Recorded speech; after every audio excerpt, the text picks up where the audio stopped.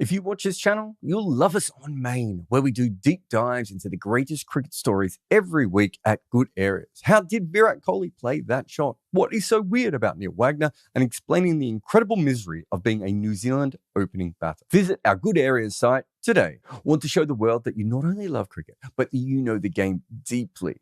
Well, you need a Bodyline t-shirt. In fact, at Bodyline t-shirts, you can actually buy a t-shirt about Bodyline, but also tees inspired by the greatest players in our game. Head to Bodyline t-shirts today. Hello and welcome, ladies and gentlemen, to the Overthrows podcast. I'm Behram, who you can find at DefMango on Twitter. And with me, as always, is Jarrod Kimber, who you can find literally everywhere. And New Zealand have become the fourth team in the history of women's cricket to win the T20 World Cup after, of course, Australia, England, and the West Indies. And, you know, a comprehensive victory in the end, Jarrod, 32 runs. And what a day this... What a day this has been for New Zealand cricket, right? The women go on and win the T20 World Cup, and the men win a test match in India. So that really is a phenomenal day for New Zealand cricket. It is. I mean, we can obviously talk about the other one as well, but just on the women, you know, what was it, 10 losses in a row or whatever coming into the tournament? We were at that point. I remember it was 10 straight losses coming into the tournament. And I remember when people would ask me, what do you think Pakistan will do? I was like, they'll win a game and probably New Zealand, right? And it's just been that kind of a tournament. They didn't even beat Australia and they are crowned world champions, right? It's been a freakish T20 World Cup and a fitting end to it. I mean, craziness, right? Like it's such a big moment for them. I think I said on the podcast the other day that they hadn't won a World Cup before. They hadn't won a T20 World Cup, but I was very tired when we did that show the other day. But this is in the professional era of women's cricket.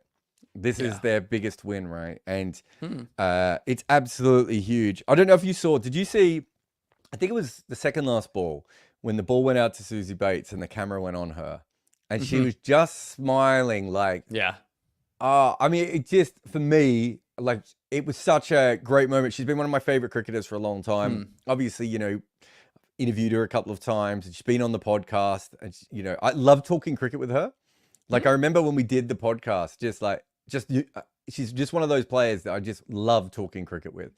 And, you know, so I'm watching her do that and you're just like, oh my God, she never thought she'd be there. And then the other moment when Sophie Devine is in tears and they meet up and you're just like, think about everything that has led to that moment for them. So they're both in their mid-30s, late 30s for one of them. Late 30s. Yeah.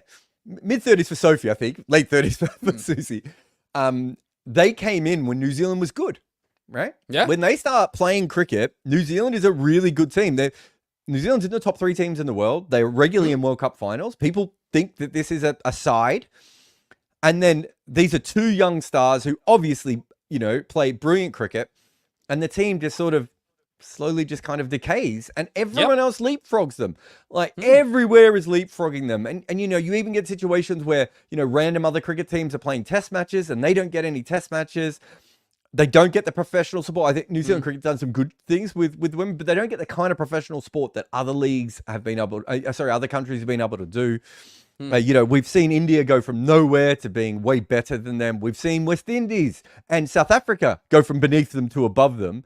And these are the 2 players that have been the most important players in that whole period. And just watching them come together, it's like, look, I don't think I ever asked Susie about this because I spent a lot of time talking to her about Test cricket. But the reason I didn't ask her, like, what it would be like to not win a World Cup is because it never occurred to me that they would be in another position to get that close to not win a World Cup, right?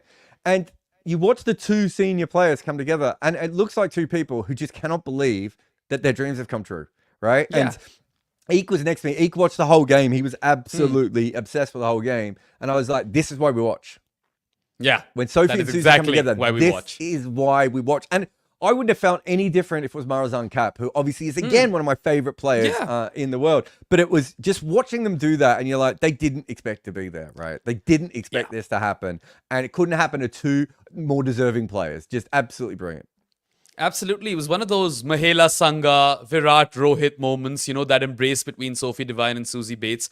Of course, Sophie kind of set the tone for them at the start of this World Cup with that knock versus India. As you mentioned, she's 35 years of age. So, you know, definitely towards the, or currently definitely in the twilight of her career. And Susie Bates, you were telling me she nearly retired a couple of years back, right? Yep. And she is the most capped player in women's T20 internationals at 37 years of age. Top scorer for New Zealand in this tournament with the bat. And also she gave them the start in the power play today, right? That was where they got that initial, they won that initial battle when they really went for it in the power play. Oh, so I just done a video for the main channel, which will be up. We just put a video up about New Zealand beating India in the test match, and now we're going to do this as well. So it's all New Zealand all the time here on the Good Areas Network. But you know, I've just done the video on this, and are you a boxing fan? I don't know if we've ever talked about this before. I've watched a couple of documentaries. That's about it. Have you ever seen the one? Oh my god, I forgot the name of it. When We Were Kings. No. So When We Were Kings is all about the Rumble in the Jungle, and I've watched lots of documentaries about the Rumble in the Jungle because it's such a fascinating thing. But that film's obviously brilliant. But one of the sporting things, and one of the reasons I always loved that film as a kid, was because of the sport side of it. They really show you in a way that most sports documentaries never do. They really show you what Muhammad Ali did, and he basically he faked out George Foreman, and he did a lot of practice where he was moving slowly around the ring and everything, and was getting hit, and everyone was like, "Oh, okay, maybe he's not as quick anymore. How's he going to beat Foreman?"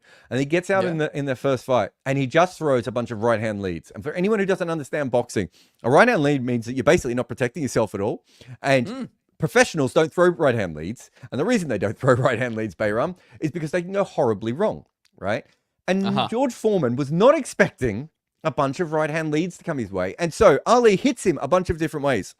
And it completely changes the fight because everyone thought that Foreman was going to be the aggressor. And suddenly Ali was.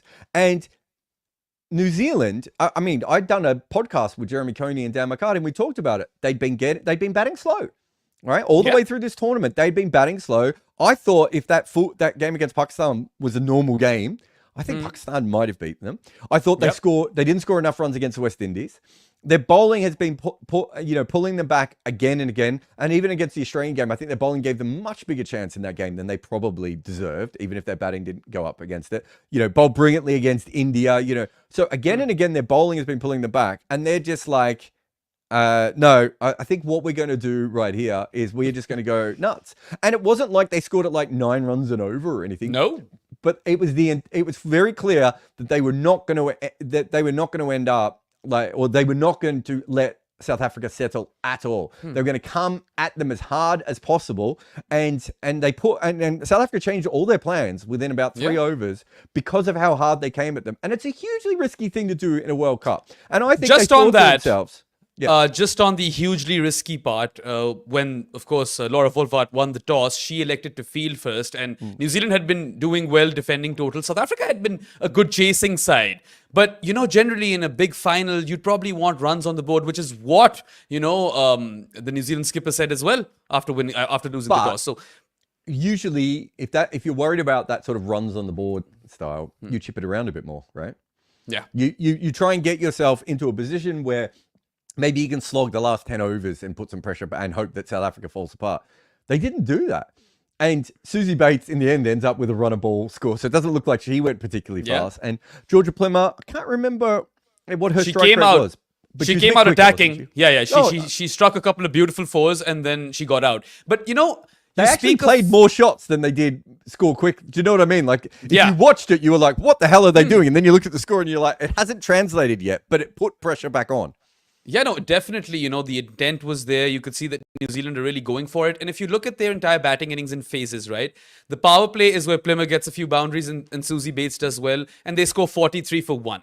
And then there are 70 for 2 in 10 overs. At that point, you're like, okay, maybe South Africa have a way back into this fixture.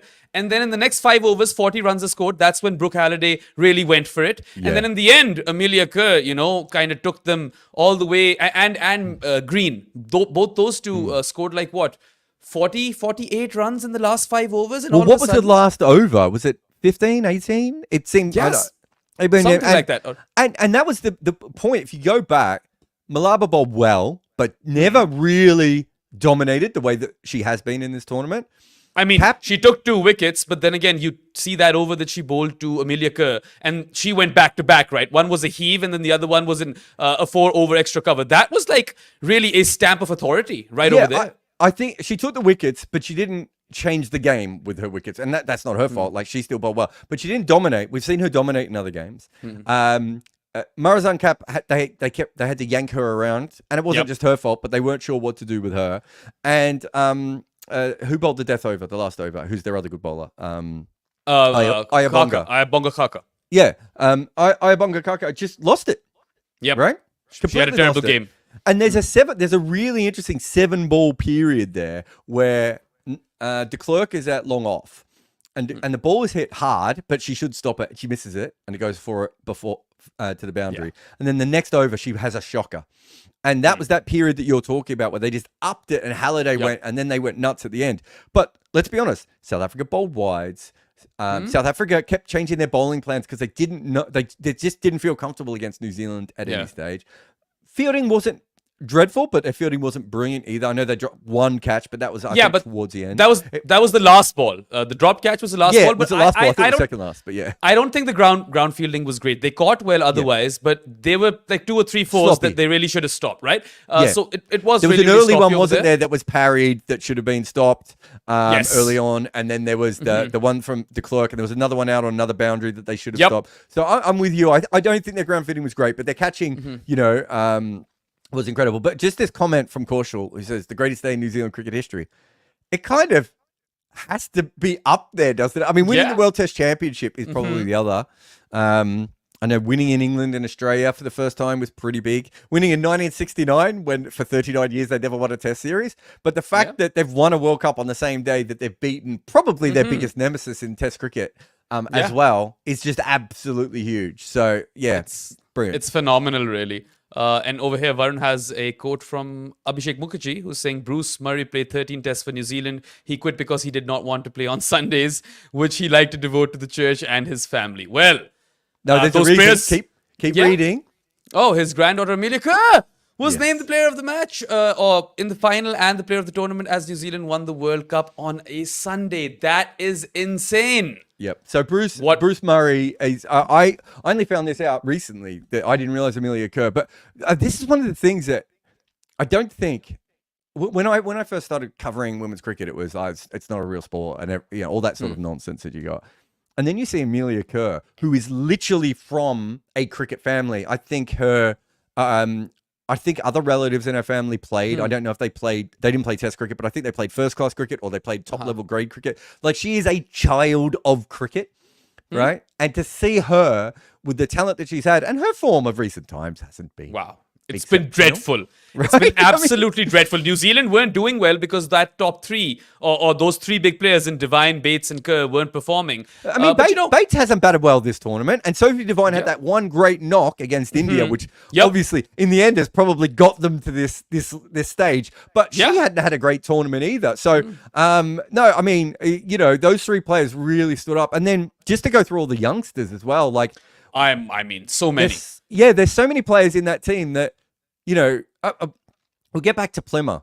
Plimmer's the one during the England series that I was just like, I think I was betting on her to be out under 10 in almost every game, right? Like, it was just like, she just looked all over the place. Her technique wasn't there. She was slogging, and she wasn't slogging well.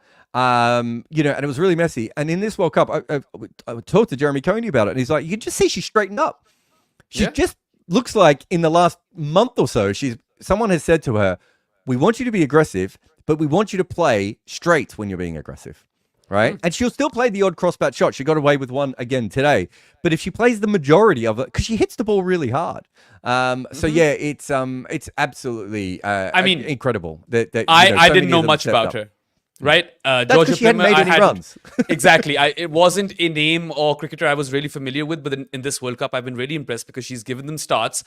Susie Bates didn't be that or wasn't that aggressor in the power play ever for them. But Georgia Plimmer did at times, take bowlers on. And she scored as many runs as Susie Bates as well, 150 for both of them. But her strike rate is around 120. I think it's 119. She was a performer, right? You have to talk about Rosemary Mayer as well. Took a 3 for in the final, and she's been good mostly all tournament. Eden Carson, was great against India, was great in the semi-final, and you talk about that moment when they showed Susie Bates before on the penultimate delivery. That final delivery, they zoomed in on Eden Carson as well, and she was just over the moon at that point, right? Yeah. Brooke Halliday, a very, very noteworthy performances. You talk about Leah Tahuhu, who brought her experience, right? She was there. Let's talk about her. I know, Leah Tahuhu, I remember she was probably one of the first women bowlers who had a proper bouncer. Like, she was genuinely quick. I remember seeing her bowl at Docklands one day. I think she was playing for the Renegades or against the Renegades anyway. And she was just storming in, and I was like, that's heat, right? And she's not that player anymore. She's basically gone from, I put this in my group today with some of my friends. I said, I can't wait for Leah Plunkett to bowl, because she's basically bowling Liam Plunkett over. She's gone from a proper opening bowler speed demon she just comes in, she whacks him into the pitch. And I don't know if you saw later on, after they won, she just had the handkerchief on her face because there were so many tears. She didn't actually know how to control it. I just want this message from Ronald's great. So I knew that Amelia Kerr's family was from cricket, but he's given us all the details here. Yep. He says that Kerr is third generation Wellington representative. So I thought that was right, but I didn't want to say it in case I was wrong. Her grandfather, her mother, her father, her sister, and herself, and her partner also plays for Wellington. When I say she is a child of cricket, it is important to know that she is, and that is the difference, right? We are now seeing women growing up as if cricket is a normal thing, and she has been a star from a very young age, as we said recently. Slip back a little bit, although if you're going to slip back and then win your team a tournament at a World Cup, I think New Zealand would take that. But she is that is the difference. Women now are being brought up in that kind of environment and encouraged in a way that, without wanting to slam the Grace family, WG Grace, he didn't want his daughter playing cricket, right? Things have changed so much, and you see things like this. It's incredible. I mean, just on Amelia Kerr, we've talked about everyone, but we haven't really touched on her. She gave me my favorite moments in the final. I've already talked about that back-to-back 4 sequence versus Malaba, the heave and the one over extra cover. But it was that over that she bowled, in which she first got Laura Wolfart and then Anneka Bosch. So you've got the leading run scorer of the tournament and the hero of the semi-final, who absolutely obliterated Australia in the same goddamn over. That was game, set, final for me there and then. What a performance. Yeah, I don't think Anneka Bosch actually hit her ball. I think that was a rogue noise. But anyway, it comes on the back of the Leah's over, right? The Liam Plunkett over, just whacking it in. And did that over go for 1 run or 2 runs or something? Yeah, something. And Anneka Bosch was 5 of 5, and then she was 5 of 9 or 5 of 10, something like that. They were almost favourites at that point. And we, I was looking for Jew, and I think they started the innings at about 3.7, 4.2, and they'd come into pretty much even money with New Zealand. That over comes in, and as you said, if you remember the over before that, Amelia Kerr's first over, she was limping. Yes. It wasn't a good over. She dragged the ball down. She put no pressure on, and I was thinking at that stage, if they can't get 2 wickets out of Amelia Kerr, and 2 important wickets out of Amelia Kerr, specifically Laura Wolfart, I was like, this game's gone. And they will run away with it because of the pace that the South Africans can score with. Marizanne hadn't come in at that stage. And they still had de Klerk to slog a few. I know Tyrone hadn't hit the ball off the square all tournament, but we're assuming eventually she would. So they had power to come as well. She did hit a 4 down the ground. I can remember one by Tryon. Was that today? Yes. I'm pretty sure she hit a 4. That was her first 4 in the tournament, I think you'll find.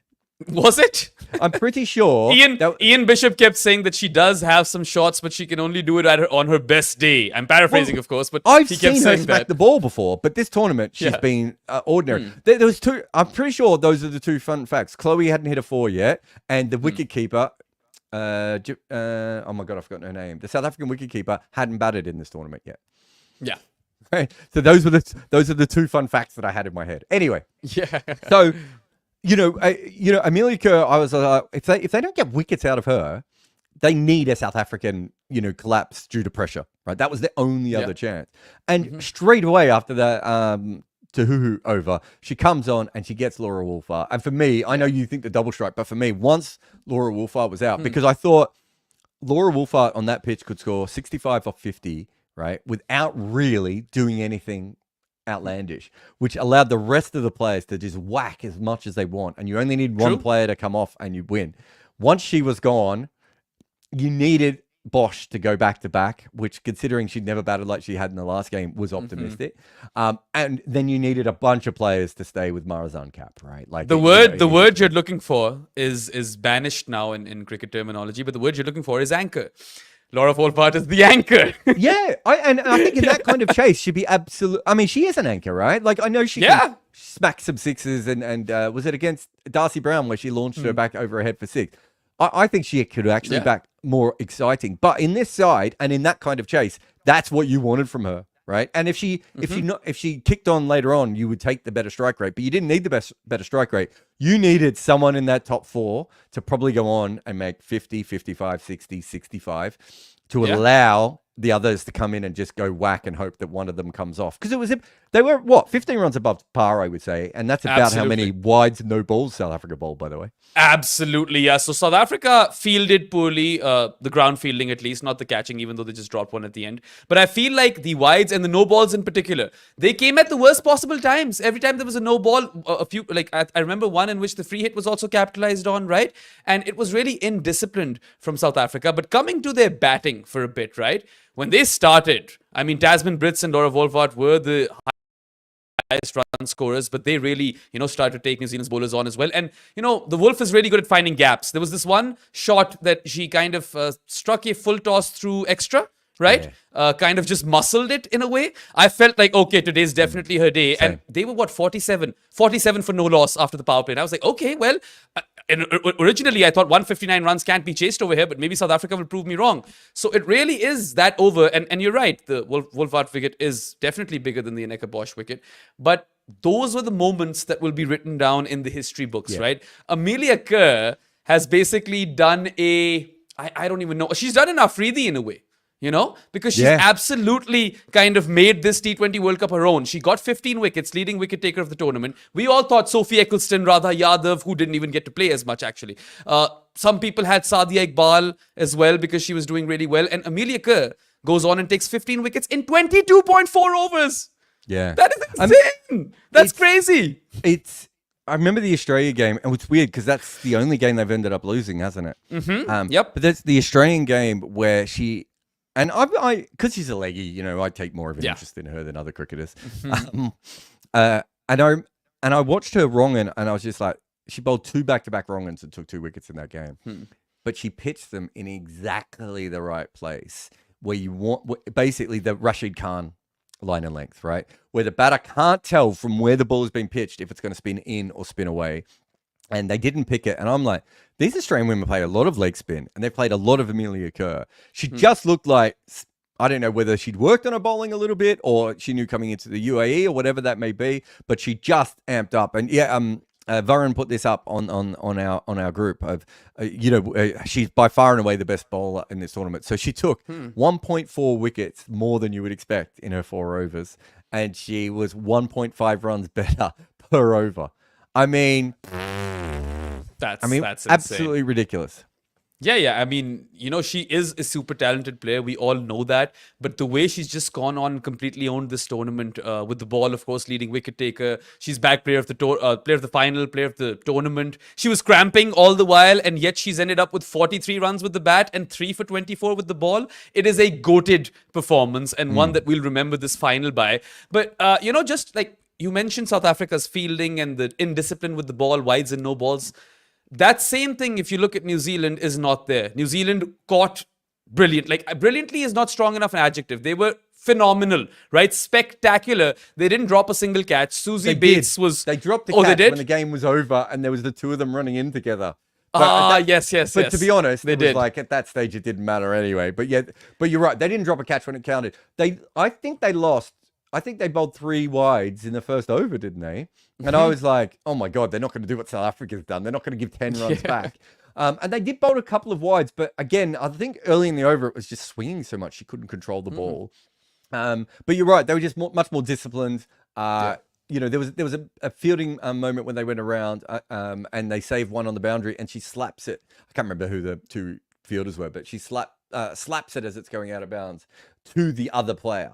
Yes, I remember that just one. Little things like that, and I think Ejaz has put up a comment Varun's put up Ejaz's comment a couple of times about, is this the best game in terms of catching throughout this tournament? There's actually been some really good catching in some of the day games. It's the night games that have, so when there were day games, and obviously games with Australia had a high level of fielding than anything else. But he's right. I think this was the best catching game we probably had seen maybe all the way through, or at least in a while. It's interesting how it came in a final when generally the nerves are up and you might even drop a few more. But it was really a phenomenal, catching game and fielding game overall. It was in stark contrast to the rest of the tournament, because it has been a poor fielding tournament. Yeah. But yeah, I mean, I suppose that New Zealand cricket fans should go and, open a tab in the bar, get everyone, a couple of rounds, because this is insane. These two things... Just so you're aware, Behram, it's 7:40 a.m. in the morning there. They'll wake up and they'll start drinking early. But both of these things, if you think about New Zealand winning a test match in India and New Zealand winning the T20 World Cup, someone who put a parlay bet on that probably doesn't need to do anything for the rest of their lives, right? Wait, I never checked with any of my betting friends what the odds would have been on South Africa and New Zealand making the final in the first place. So that would have been, that was the other good bet I think that anyone could have had. But you're right. Like I'm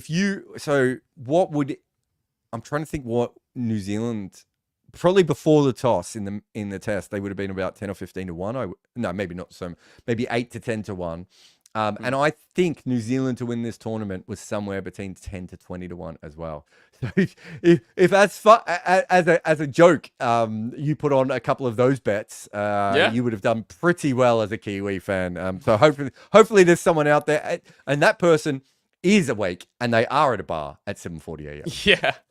Absolutely. All right, let's talk about South Africa a bit as well. Of course, they were really, really good throughout the tournament. They only lost to England in the group stages, and then they annihilated Australia in that semi-final. It was a comprehensive victory for them as well. Look, it's a team in transition. We spoke about that earlier. Lizel's not there, and of course, Shabnam Ismail has also retired. So big losses from the previous T20 World Cup final.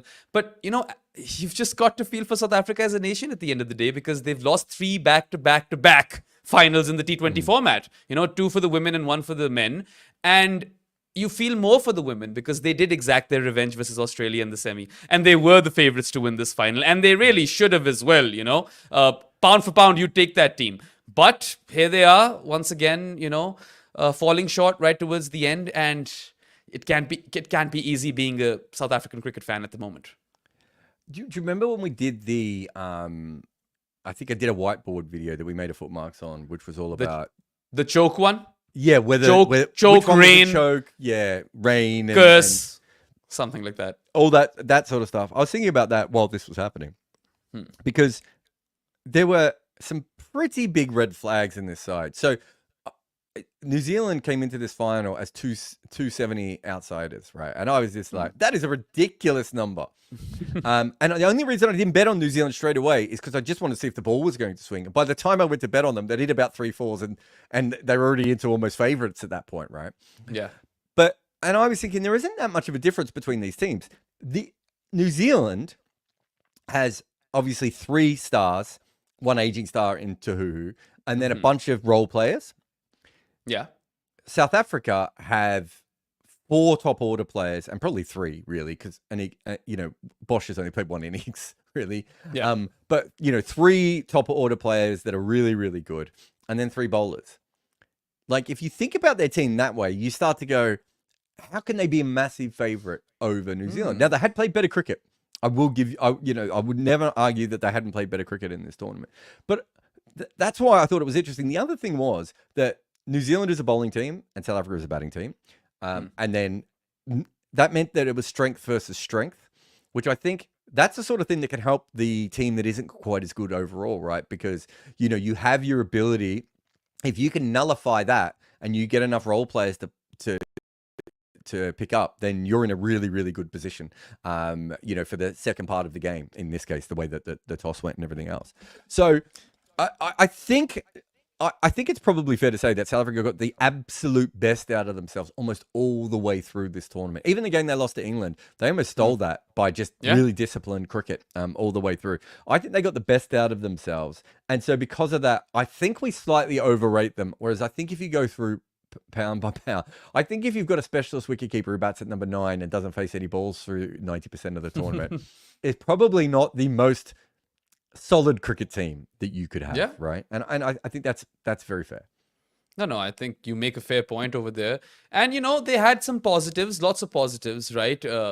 Laura Fulvard and Tasman Brits were phenomenal up top with the bat. They were really, really good and scored a lot of runs. And Malaba is a bit of a revelation, right? Because we didn't know she was that good prior to this tournament. And she has ended up with 12 wickets and she's won them some games. And that trio of Marizanne, Malaba and Khaka was really working out for them, which kind of failed them in this one. And I'm just really sad for Marizanne personally because you could tell that she's really jolted by this and she's taking it pretty harshly. And even before, that second innings, they were showing close-ups of her and she was really feeling it. I felt like she was there and really wanted to win it. But unfortunately, it doesn't always work out. And this was probably her final swan song as well. I don't see her playing another one, right?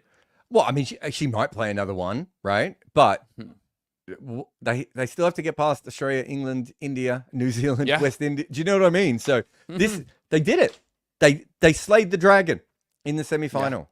They did absolutely everything they had to do to put themselves in a position to win it. And then they didn't have to play India or England in the final. They had to play New Zealand. So they would have had to have been in a position where they thought to themselves, we have a huge chance here. I know I've just picked at their side a little bit, but I could pick at New Zealand's side a little bit as well. The truth is that they had played, I think, the most consistent cricket all the way through the tournament. They put themselves in a position to win. She may never be in that position again. And that's the truth. And, as happy as I feel for Susie and Sophie, I feel the opposite for Marizanne because she's an absolute warrior. Let's be honest. Just an absolute, proper athlete, competitor on the field, and she's done so much for this game, women's cricket. Really, she's been a phenomenal, fantastic ambassador, right? Do you know what? I was thinking about this the other day, and it's not in our piece, but we might end up doing a footmarks on her anyway. But when you look at it, there are a lot of all-rounders who are really, really great naturally, athletically, and talented, right? And so they coast through.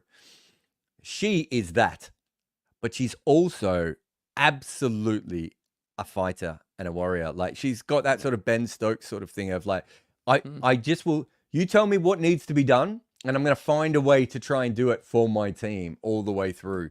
And so those sorts of players, they wear the harshest. She's going to think that she's let down the team. I mean, with the ball, what was she was okay. She didn't strike, but she didn't go for runs. Yeah. I didn't think 24, 25 runs, something like that. Can't be more than that. Yeah, I mean, they stuffed around with where she bowled as well, of course, as we talked about before. She hit, one or two boundaries and then went out. So, look, I'm just trying to bring it up now. So, none for 25. So she went at 6.25 in a game where 8 runs and over was fine. And then she came in and she hit, 1 boundary, so 8 off 8. So she'll be frustrated with that. And she's played a lot better games than that. But you can't be perfect every day. And that's probably the sort of thing that drives someone like her, right?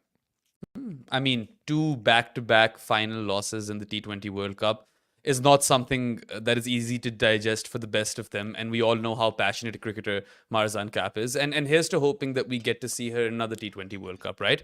And at the end of the day, both of these teams walk away with a lot of prize money, which is also a great revelation. New Zealand have made big bucks. I think it was, 2 point something million US dollars, was it?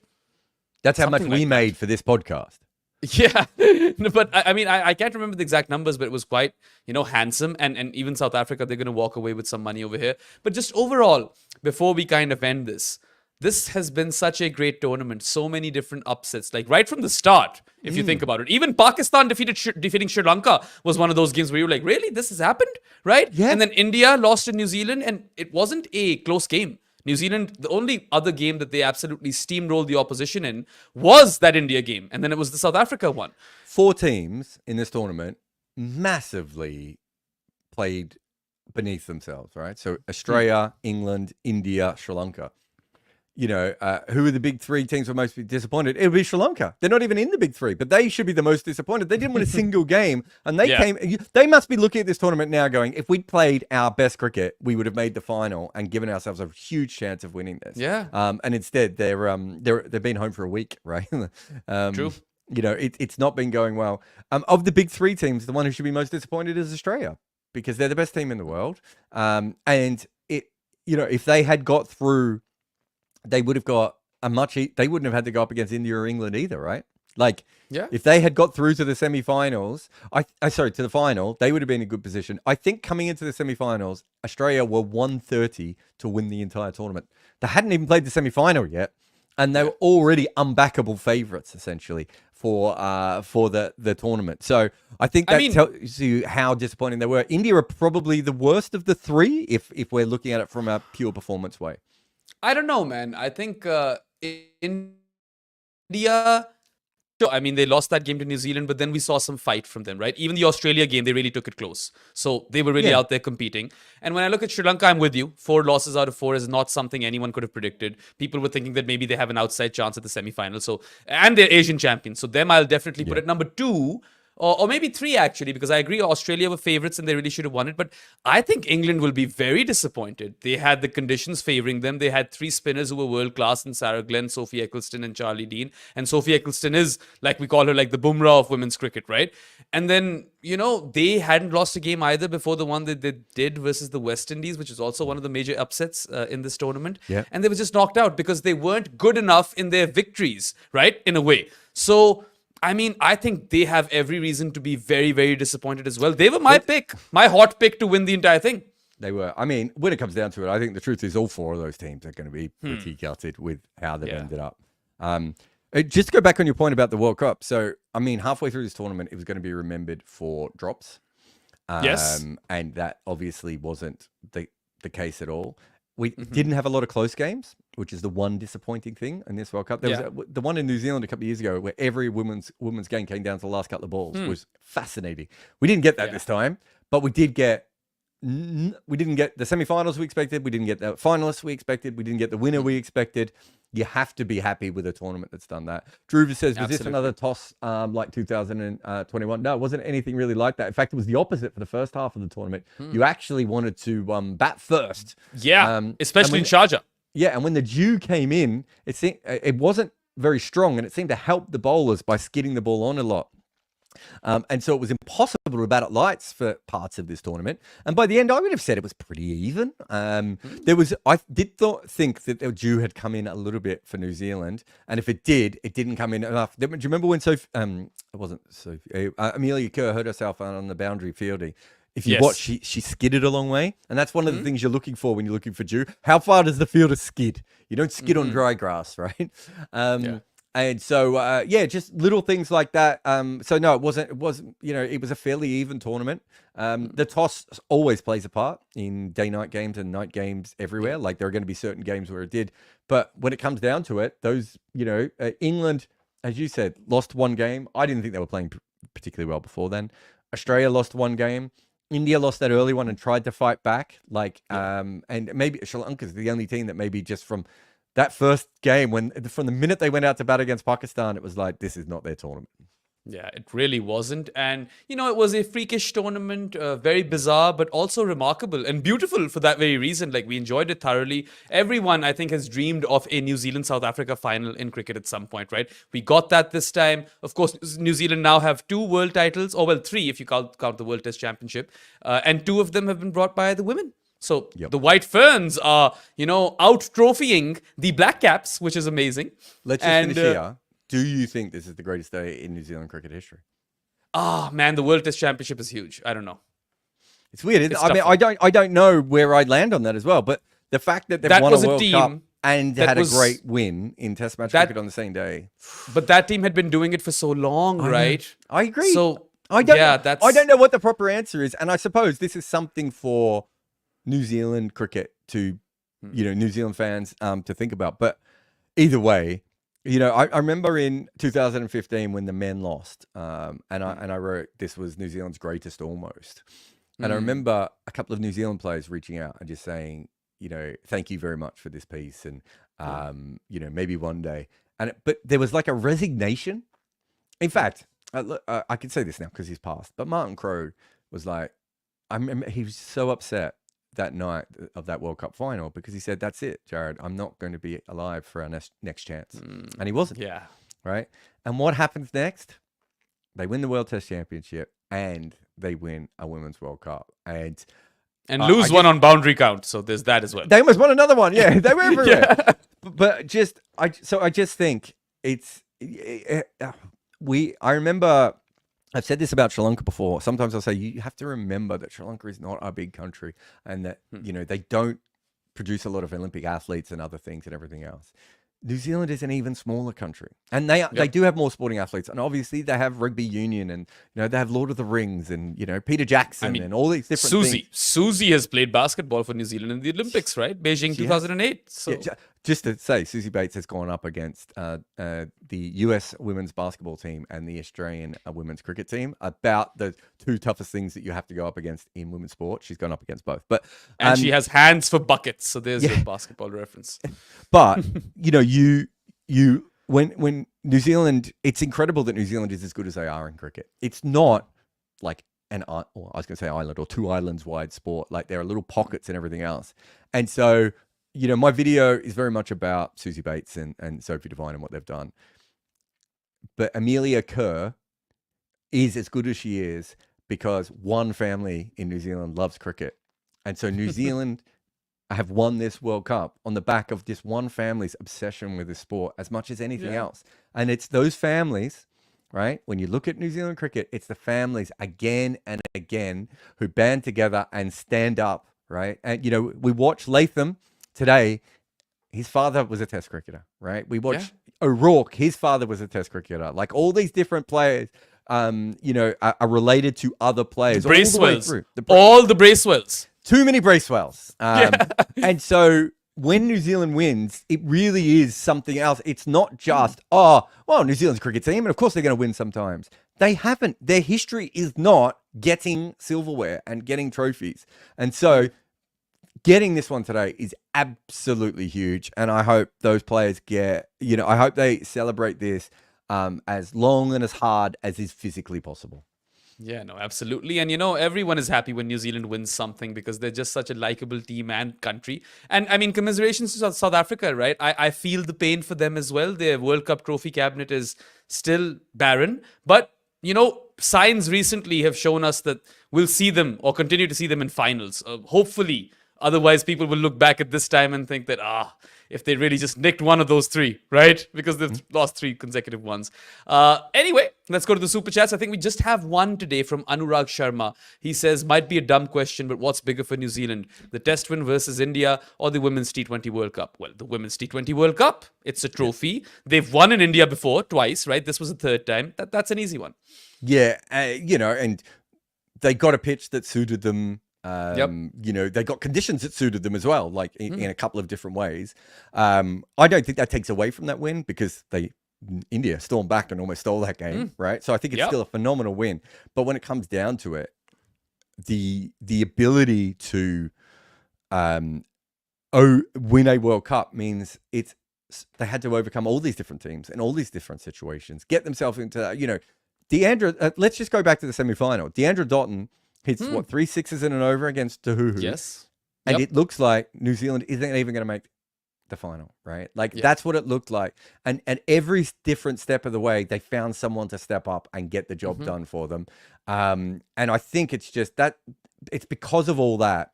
I think it's a bigger thing. And it's not to say that beating India in India, if New Zealand go on to win this test series, which is unlikely, but now possible, right? Yeah. If they go on to win this test series, it gets closer, but winning a World Cup, when it comes down to it, winning a World Cup is just such an important thing. And this is hopefully going to change women's cricket in New Zealand forever. Yeah, no, absolutely. And we've got another super chat. Faisal Ratani is saying New Zealand's population is less than Karachi or Mumbai. Yeah, I mean, they've got more sheep than people over there, right? That's the joke. So I see this sort of stuff a lot when people say it's less than Karachi or Mumbai and they pick Indies. I think it's less than Melbourne, right? It's certainly less than London. Right? Like it's not, you don't have to go to some of these big Asian cities. Like Melbourne is not one of the most populous cities on earth, right? Melbourne, my guess is Melbourne and Sydney both have roughly the same population as New Zealand. Like it is absolutely brilliant from that point of view. Yeah, that is an interesting one though. If India do lose this test series now to New Zealand, I would be really we should probably discuss this again if it happens. Which one's bigger? Because then it gets a lot tighter. We'll get Coney on and we'll ask him, I think that's a really interesting question because if you beat India at home now, right? I mean, we just did a whole podcast about how almost impossible it is, right? Multiple podcasts. Yeah. and I don't think anything we said was wrong. But if New Zealand managed to win, then that is just so huge, especially a New Zealand team. I mean, the women have just won a World Cup and we're talking about being in transition. The men are in transition. It seems to me that New Zealand cricket is at its absolute best when it's in transition. All this trying really hard stuff, they can get rid of that. All they need to do is have a little bit of shambles going on and suddenly they're at their best. Yeah, and I mean, I'm not someone who's into astrology or anything, but if someone is, let me know what New Zealand stars are saying because everything seems to be aligning at this point. And anyway, congratulations to anyone who was watching from New Zealand. Go and celebrate today's victories, crack open a cold one. That's going to be the end of this podcast. Just a quick reminder, you guys can go to goodareas.co and bookmark that web page, and that can prove to be a one-stop shop for all the work that we do as part of this team, whether it be written content, videos, or podcasts. Thank you for your interactions. Thank you for your super chats, and we'll be back tomorrow, actually, with another Good Areas Live. That's all for now. Goodbye. I have a book out with Abhishek Mukherjee, and it is called Overthrowing Cricket's Empire. And it's about the stories of how each team beat England for the first time. We go all the way back to the demon Fred Spofforth getting annoyed at W.G. Grace for acting a little bit like Alex Carey. And then we come all the way to present times with Rashid Khan's England's redemption. We cover every single team to beat England in a major international, but we also talk about the incredible stories like the barefoot basher from Fiji that almost played for New Zealand. In fact, this book is full of tales like that, like how Pakistan lost a top batter after he was on the run from an angry husband of a movie star he was having an affair with, and also how one future captain of his nation realised he might have to go out and bat at Lords and that he didn't own his own pads. Cricket was used as a tool by the Empire, but what happens when those nations grow up and get good at it? Find Overthrowing Cricket's Empire on Amazon today.